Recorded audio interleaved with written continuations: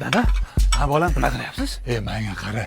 Ana oshxonaga kiribchi pichoq-michoq vilka-pilkalarni yashirib qo'yish kerak bolam. Nega tinchlikmi? Ana arabistonlik futbolchining ismi nima edi? Ronaldo. Ha, ana shu Ronaldo bilan O'zbekiston o'ynar ekan-ku ertadan keyin. Ha, akangni boshi shishib qolgan bolam. Bir tarafda butun umrlik kumiri, bir tarafda vatani. Kimga balid qilishni bilmaydi bolam, o'shaning uchun yashirib qo'yish kerak hammasini. To'g'ri. Dada, futbolchilarimizdan birinchi o'yinni yutqizib qo'ydi-da. Shuncha odam yomonlarga osib qo'ydi, yutqizib qo'ydi. Ular ham xafa bo'layotgandir-a? Ya bolam, ular nima xafa bo'ladi? Ular professional. Ular xafa bo'lish kerak emas, ular tushunishi kerak.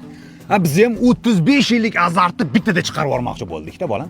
Ha, ular birinchi marta futbol o'ynayotgan bo'lsa, biz ham birinchi marta muxlislik qilyapmiz jahon chempionatida. Ha, biz ham hali qanday muxlislik qilish kerakligini bilmaymiz. Boshimiz shishib qoldi-ku, nima qilish kerak? Gol urganda vashi tintak bo'lib qoldik. Mana birinchi o'yin o'tdimi? Mana ikkinchi o'yin o'zimizni biz ham bosib olib, hamma narsani ko'rib, tushunib, sekin, chiroyli muxlislik qilamiz-da. Mana ular ham birinchi o'yinni o'ynadi, ikkinchi o'yinda o'zlarini bosib olib, vaziyatga qarab o'ynaydi bolam. Endi yutsak-ku hay. Agar yutqizib qo'yadigan bo'lsa, shu akang. Akam o'zini bir bola qilib qo'yadimi? Yo'q, bizga hujum qilib qolmasa bo'ldi, nimaga yutqizdi? Nima? Yashir bo'lan, tez bolam, allaqatgani ham olasan. Voy. Bir boshpani ham topish kerak. Mabodo yoqib yuboradigan bo'lsa. Ya Sattornikiga ketsammi meni?